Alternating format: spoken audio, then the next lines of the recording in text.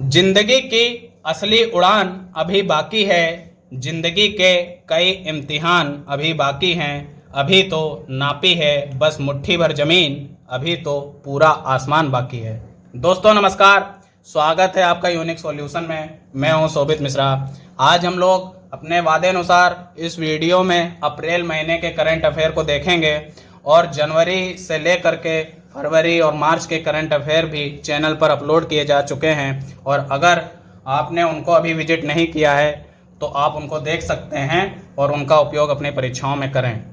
चलिए बिना देरी के अप्रैल महीने के करंट अफेयर को प्रारंभ करते हैं। सबसे पहले आप देखेंगे 1 अप्रैल 2021 को RBI reserve bank of India ने कौन सा स्थापना दिवस अपना मनाया है।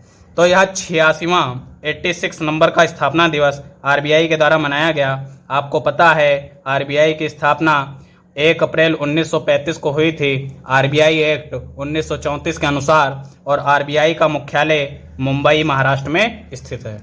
आगे देखिए 1 अप्रैल 2021 को उड़ीसा का कौन सा स्थापना दिवस मनाया गया।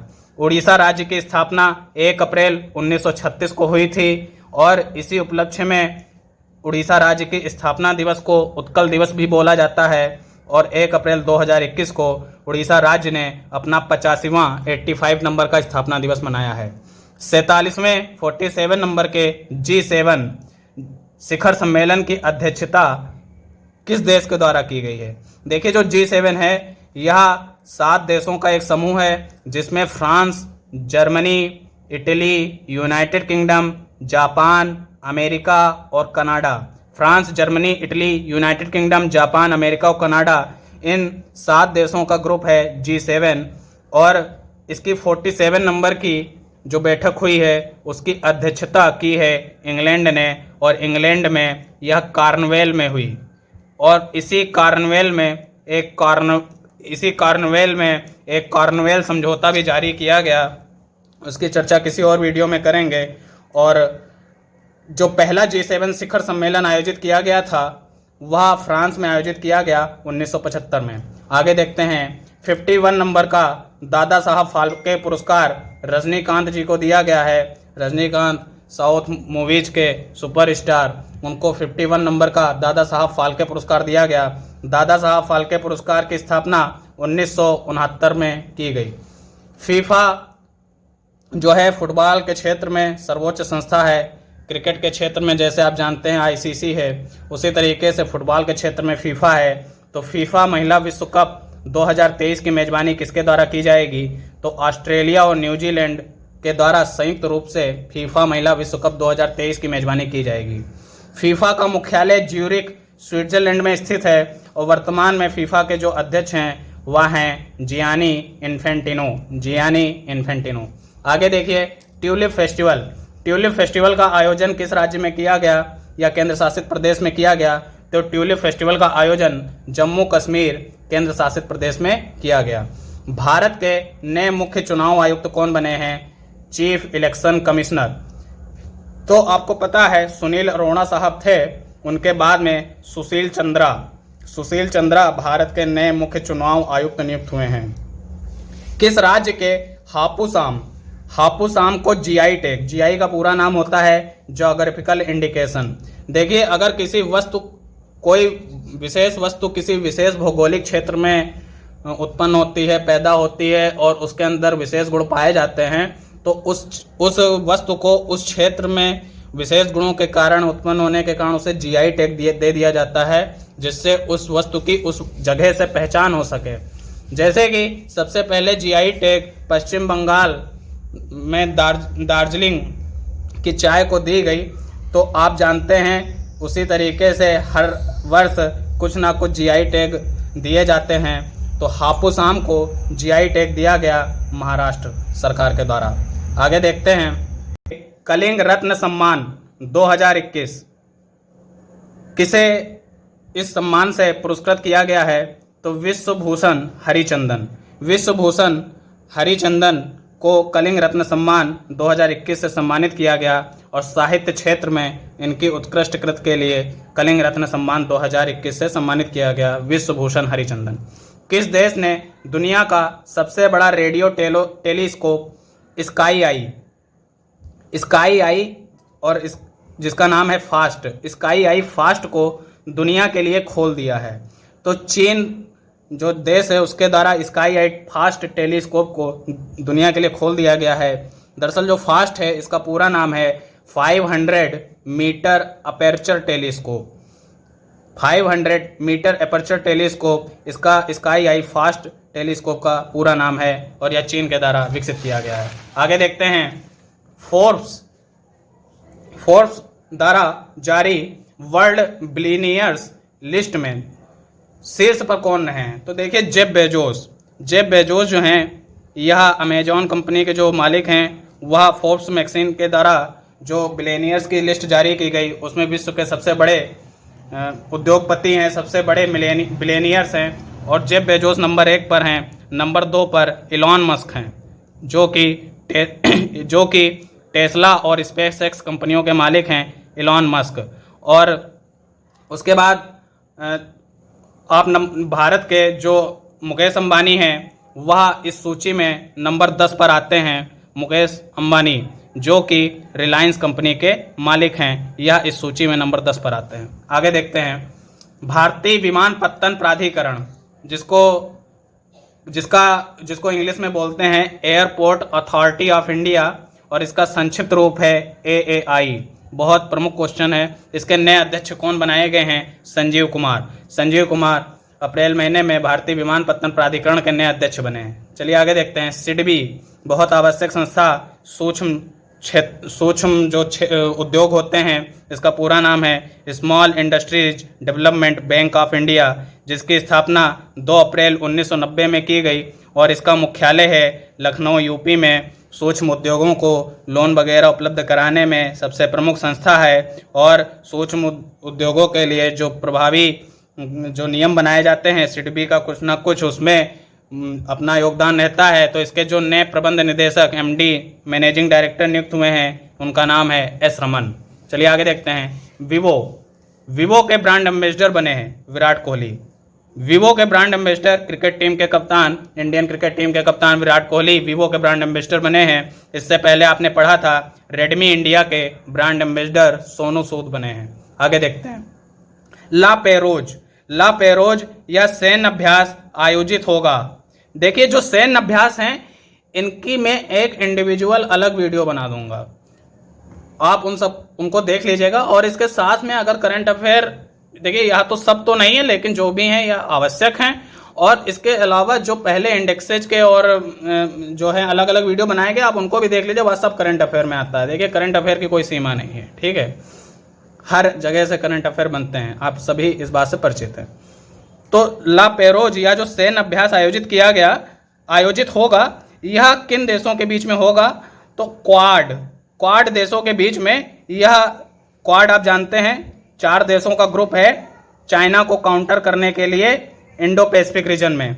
वो कौन कौन से देश हैं? इंडिया है, ऑस्ट्रेलिया है, जापान है और साथ में US है, अमेरिका है। इन 4 देशों का ग्रुप है क्वाड और ला पेरोज सैन्य अभ्यास इन्हीं के बीच में आयोजित होगा। यह बंगाल की खाड़ी में होगा। आगे देखते हैं, 66वें फिल्म फेयर अवार्ड 2021 में सर्वश्रेष्ठ फिल्म चयनित हुई थप्पड़। 66वें फिल्म फेयर अवार्ड 2021 में सर्वश्रेष्ठ फिल्म चयनित हुई थप्पड़। अच्छा, फिल्म फेयर वगैरह में आप काफी कंफ्यूज हो जाते होंगे, तो देखिए यह फिल्म फेयर अवार्ड है जो कि 2021 में मिला है थप्पड़ फिल्म को।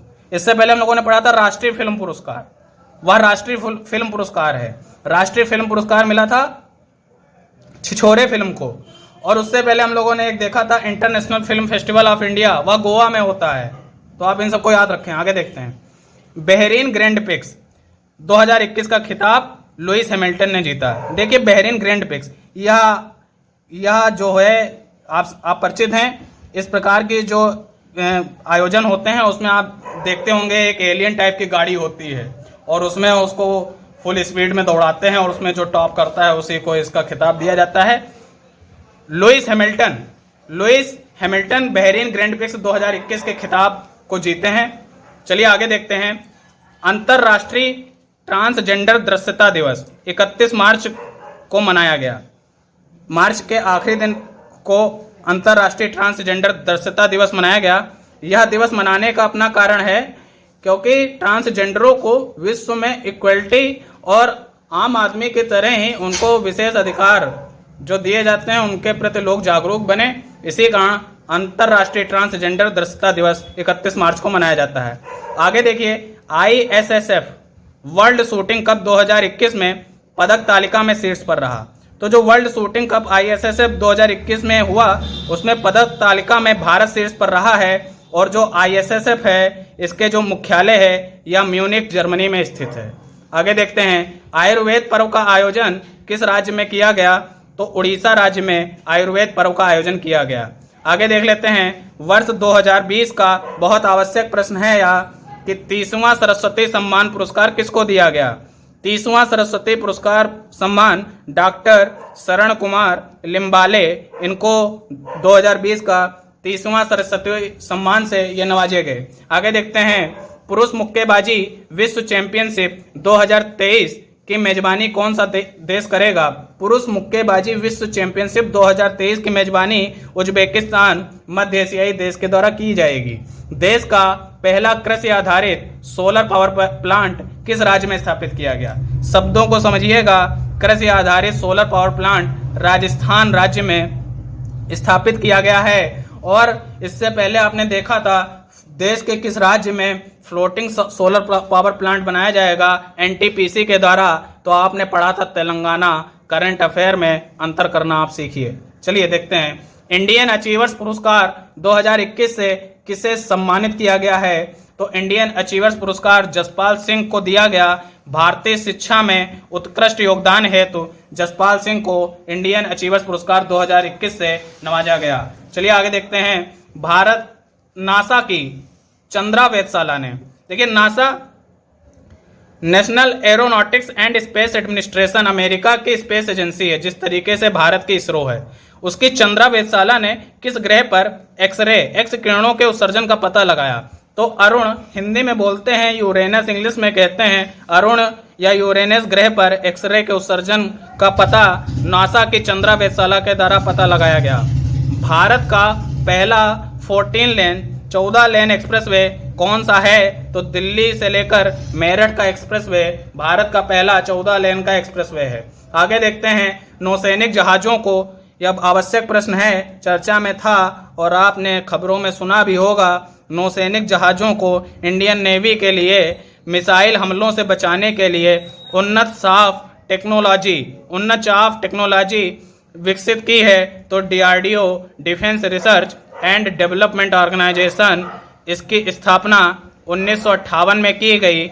जी सतीश रेड्डी वर्तमान में अध्यक्ष हैं। इसका मुख्यालय नई दिल्ली में है। और DRDO एक बहुत प्रमुख संस्था है, डिफेंस के क्षेत्रों में अपना योगदान देने के लिए, साथ में या सामाजिक क्षेत्र में योगदान के लिए भी जानी जाती है। GD बिड़ला पुरस्कार किसको दिया गया? तो सुमन चक्रवर्ती जी को GD बिड़ला पुरस्कार प्रदान किया गया। किस देश ने ब्रिक्स देशों के वित्त मंत्रियों, देखिए समझिएगा, वित्त मंत्रियों और केंद्रीय बैंक के गवर्नर्स किन देशों की? ब्रिक्स में 5 देश आते हैं। कौन कौन से हैं? ब्राजील, रसिया, इंडिया, चाइना, साउथ अफ्रीका। इन देशों के वित्त मंत्रियों और केंद्रीय बैंक के गवर्नर्स की पहली बैठक की मेजबानी की। तो भारत के द्वारा ब्रिक्स देशों के वित्त मंत्रियों, केंद्रीय बैंक के गवर्नर्स की पहली बैठक की मेजबानी की गई। ब्रिक्स का मुख्यालय संघाई चीन में स्थित है। विश्व स्वास्थ्य दिवस 7 अप्रैल को मनाया जाता है। इस बार की जो थीम रही है building a fairer healthier world, building a fairer healthier world. Tennis championship Miami Open 2021 में पुरुष सिंगल का खिताब किसने जीता है? तो ह्यूबर्ट हरकच मियामी ओपन 2021 पुरुष सिंगल में खिताब जीतने वाले पोलैंड देश से हैं। और महिला सिंगल का खिताब एस्ले बार्टी ने जीता, ऑस्ट्रेलिया देश से आती हैं। किस संगठन ने विश्व आर्थिक आउटलुक रिपोर्ट को जारी किया? तो IMF इंटरनेशनल मॉनेटरी फंड, अंतरराष्ट्रीय मुद्रा कोष के द्वारा विश्व आर्थिक आउटलुक रिपोर्ट जारी की गई। IMF की स्थापना 1945 में की गई थी। वाशिंगटन DC में IMF और वर्ल्ड बैंक दोनों का हेडक्वार्टर है।